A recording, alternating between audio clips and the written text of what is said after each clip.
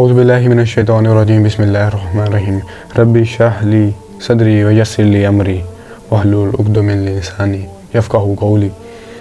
السلام علیکم ورحمۃ اللہ وبرکاتہ۔ شروع اللہ کے نام سے جو بڑا مہربان اور نہایت رحم کرنے والا ہے، جس کو اللہ تعالیٰ نے طاقت، عقل اور سمجھ دی، آپ کی خدمت میں حاضر ہے۔ پردہ۔ اچھا، ہم آج پردے کے بارے میں بات کرنے والے ہیں، اور اللہ تعالیٰ نے جتنی طاقت دی ہے اور جتنی عقل دی ہے اس کے مطابق ہم بولیں گے اور قرآن و سنت کو آپ کے سامنے رکھیں گے تاکہ آپ اس بات کو سمجھ سکیں کہ پردہ کتنا اہم ہے۔ آج صرف ہم عورت کے لیے بات کرنے والے ہیں کیونکہ یہ مجھے ریکویسٹ آئی تھی میری بہنوں کی، تو آپ کی خدمت میں حاضر ہے۔ پردہ بیسکلی ہوتا کیا ہے؟ پردہ لوگ آج کل کے دور کی مینٹیلٹی بہت خراب ہے اس کے بارے میں کہ پردے کو لے کر۔ اب پردہ ہوتا کیا ہے؟ پردہ آپ سمجھ لیں ایک بیریئر ہے دو جینڈرز کے درمیان میں، جو اللہ تعالیٰ نے پردے کے بیریئر رکھ دیا ہے دونوں کے درمیان میں، جو ایک سیف ڈسٹینس ہے دونوں کے درمیان میں۔ اور پردہ صرف نامحرم سے کرتی ہیں، اور نامحرم میں آتا کون کون ہے؟ سورہ احزاب کی آیت نمبر 31 ہے، جس میں اللہ سبحانہ و تعالیٰ اپنی مومن عورتوں سے، اللہ تعالیٰ تو قرآن میں یہی فرما رہا ہے نا، مومن عورتوں سے کہہ دیجئے کہ اپنی نظریں جھکائے رکھیں، اپنی شرمگاہوں کی حفاظت کریں اور اپنے آپ کو ڈھانپ لیں۔ اور اسی میں ذکر کیا گیا ہے کہ کون کون آپ کا نامحرم ہے اور کون کون محرم ہے، جس میں نامحرموں میں آپ کے کزن آ جاتے ہیں۔ سب سے بڑی مینٹیلٹی ہمارے پاکستانی سب کانٹیننٹ کی خاص طور پہ یہ خراب ہے، یہ سوچ خراب ہے کہ کزن آپ کے محرم ہوتے ہیں۔ نہیں، کزن آپ کے نامحرم ہوتے ہیں، وہ بھی آپ کے نامحرموں میں شامل ہوتے ہیں۔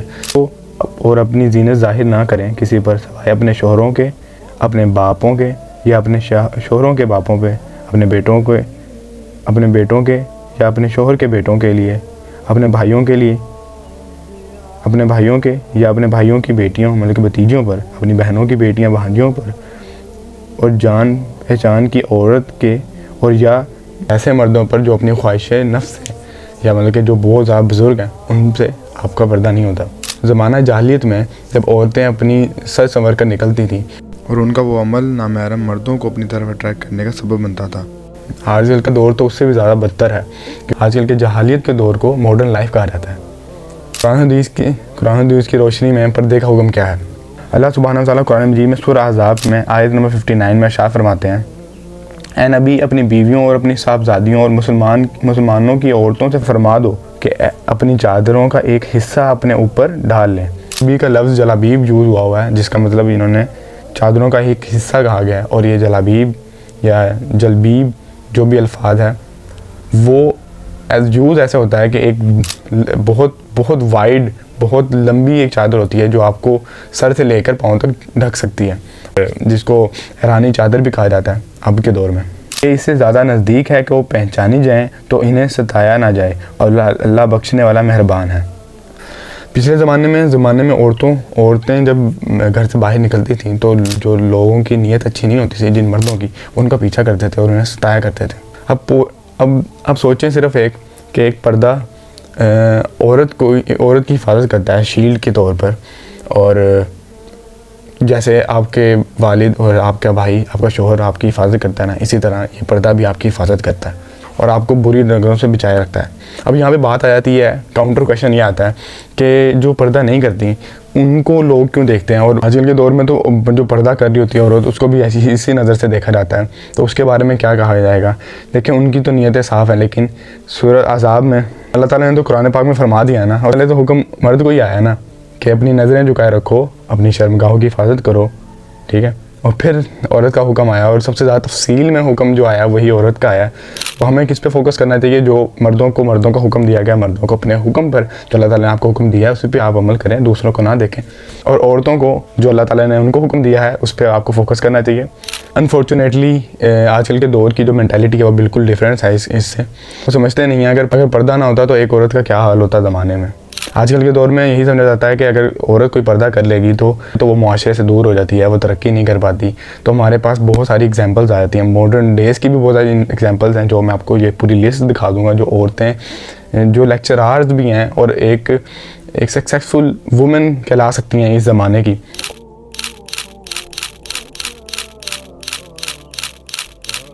اور اس زمانے کی تو حضرت خدیجہ تھی، حضرت عائشہ تھی۔ حضرت عائشہ وہ عورت تھی جنہوں نے محدثین کو 2000 حدیث بتائی تھی۔ 2000 حدیث صرف بولنے کی بات ہوتی ہے، محدثین کو بتانا، ان کو ریفرنس دینا، یہ حضرت عائشہ کا کام تھا۔ حضرت خدیجہ جو as a successful business woman رہ چکی تھیں، جنہوں نے آپ صلی اللہ علیہ وسلم سے کے ساتھ کام بھی کیا تھا اور تجارت بھی کی تھی۔ تو آج کل کی عورتوں کا یہی ہے کہ ہم وہ پردہ نہیں کر سکتی، ہمیں شرم آتی ہے پردہ کرنے میں اور لوگوں سے اپنے آپ کو چھپانے میں۔ اور اللہ کی بندی، جب آپ کو شرم نہیں آتی، جب آپ نامحرموں کے ساتھ گھومتے ہو، جب شرم نہیں آتی، جب نامحرم آپ کو سر سے لے کر پاؤں تک سارا سکین کر رہا ہوتا ہے، جب آپ کو شرم نہیں آتی۔ پوائنٹ ٹو بی نوٹڈ، اسلام نے اگر عورت کو ایک گھر میں رہنے والا بنانا ہوتا تو اللہ تعالیٰ اسے پردے کا حکم کیوں دیتا؟ پردے کا حکم اس لیے دیا گیا ہے کہ اگر عورت کو کسی کام کی حاجت ہے یا کسی کام کی ضرورت ہے یا کسی کام سے اس نے گھر سے باہر جانا ہے تو وہ ایک اپنے آپ کو کور کر جائے، نامحرم کی نظروں سے بچ کر اپنا کام کرے۔ اور اب اسلام نے ایک عورت کو اگر گھر میں رکھنا ہوتا یا قید کر کے رکھنا ہوتا تو وہ اسے اللہ تعالیٰ اس عورت کو یا مومن عورتوں کو یا مسلمان عورتوں کو حجاب، پردے یا نقاب کا حکم کیوں دیتا؟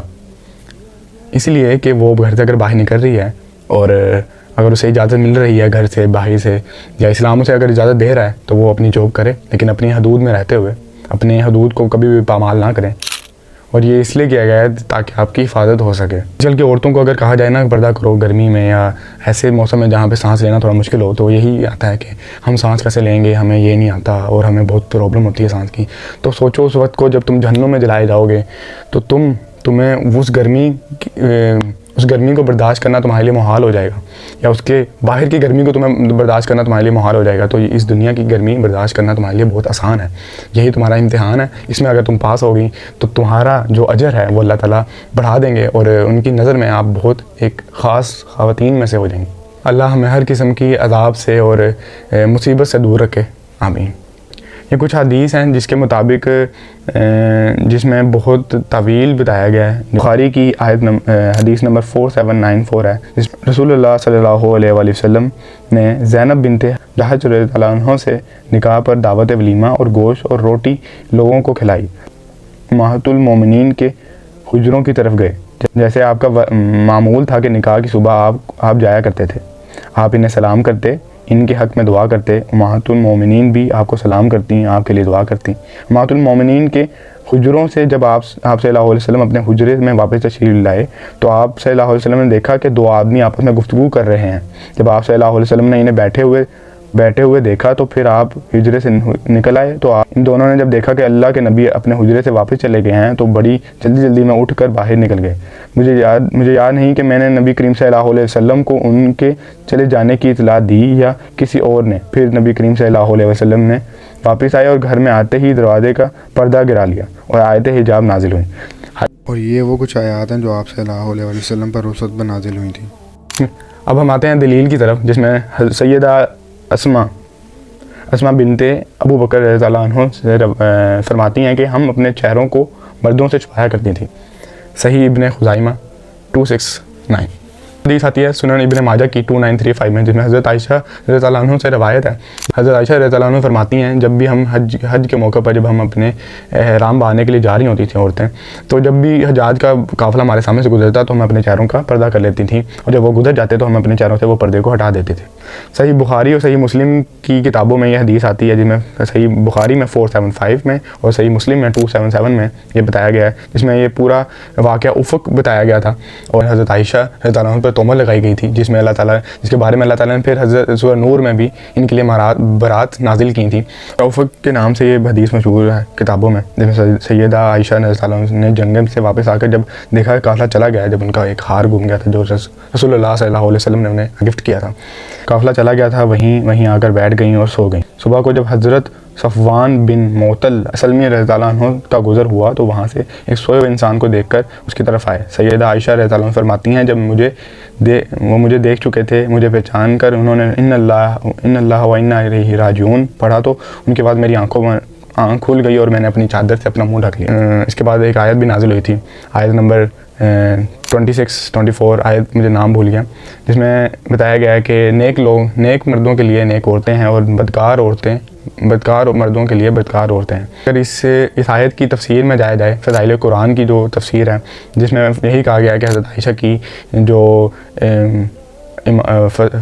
برات کا ذکر کیا گیا ہے کہ اگر آپ صلی اللہ علیہ وسلم اگر نیک ہیں تو ان کی بیویاں بھی نیک ہیں اور امہات المومنین پاک صاف ہیں اور دیندار ہیں، اور ایسے جو تہمتیں ہیں وہ ان پر نہیں لگانی چاہیے۔ لیکن آج کل کے دور میں نا سب سے بڑا جو پارٹ کرتے ہیں وہ والدین خراب کرتے ہیں اس چیز کو، کہ وہ ایک بچی پر جو ابھی نابالغ ہے یا ابھی سمجھ نہیں رکھتی حجاب کی، اور آپ اس کو فورس کر رہے ہو کہ آپ حجاب کرو، نقاب کرو، تو اس کے ذہن میں نا آپ کے متعلق برے خیالات آئیں گے، اور شیطان اس کے دماغ میں اور اس کے دل میں وسوسے ڈالتا رہے گا۔ یہی شیطانی وسوسے اس کو دین سے دور کر دیں گے اور یہ اس کے لیے بہت زیادہ خطرناک ہوگا۔ جب عورت پردہ کرنا چاہتی ہے تو والدین اسے روک دیتے ہیں فیملی پریشر کی وجہ سے، سوسائٹی کے پریشر کی وجہ سے کہ اس کے رشتے نہیں ہوں گے، یہ کہیں جاب نہیں کر پائے گی۔ آپ یہی سوچیں کہ آپ نے اللہ کو راضی کرنا ہے، لوگوں کو راضی نہیں کرنا۔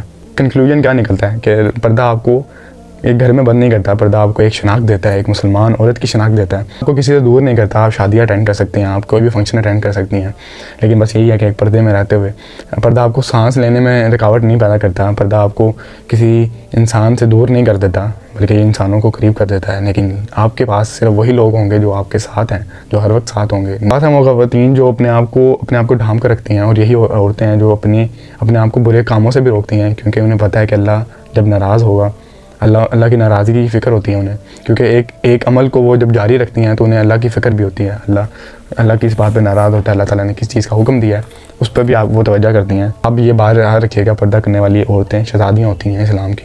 جب ایک عورت باپردہ عورت جب ایک بچے کو جب جنم دیتی ہے نا، تو وہ ایک چار دیواری میں رہتے ہوئے اس کی جب پرورش کرتی ہے، اور جب اسے باہر کی مخلوقات سے، باہر کی شیطانی وسوسوں سے، شیطانی کاموں سے دور رکھتی ہے، تو پھر اس کی جو اولاد ہے وہ ایسی پروان چڑھتی ہے کہ اس کی مثالیں پھر پورا زمانہ دیتا ہے، پھر اس کی مثالیں ہر زمانے میں یاد کی جاتی ہیں، اور اس کی ایسی بہت ساری ایگزامپلز ہمارے اسلامک ہسٹری میں بہت سارے ایگزامپل اس کی ہیں، اور وہ آپ کے سامنے موجود ہیں۔ آخر میں یہ کہنا چاہوں گا، ہر عورت کو چاہیے کہ وہ اپنا پردہ کرے، شروع کریں کہیں سے بھی، حجاب سے، نقاب سے، پردے سے، چادر سے۔ میں نے آپ کو پہلے بتایا جلابیب کا ذکر کیا گیا ہے، جلابیب ایک لمبی چادر ہوتی ہے جو آپ کو پورا ڈھک دیتی ہے، آپ اسے شروع کر لیں، بس آپ شروع کریں، اور اللہ کے لیے شروع کریں، لوگوں کے لیے شروع نہ کریں۔ لوگ تو کبھی آپ سے راضی نہیں ہوں گے، کبھی بھی آپ سے خوش نہیں ہوں گے، لیکن یہ تو ہوگا نا جب آپ پردہ کریں گی تو اللہ آپ سے راضی ہوگا، اور اللہ تعالیٰ آپ سب سے راضی ہو۔ جو عورتیں کوشش کر رہی ہیں، جو مرد کوشش کر رہے ہیں نیک کاموں کے لیے، برے کاموں سے بچ رہے ہیں، اللہ آپ سب سے راضی ہو۔ وآخر دعوانا الحمدللہ رب العالمین۔ اپنے بھائی کو اجازت دیجیے، دوبارہ ملیں گے انشاءاللہ، اگر زندگی رہی تو پھر فی امان اللہ۔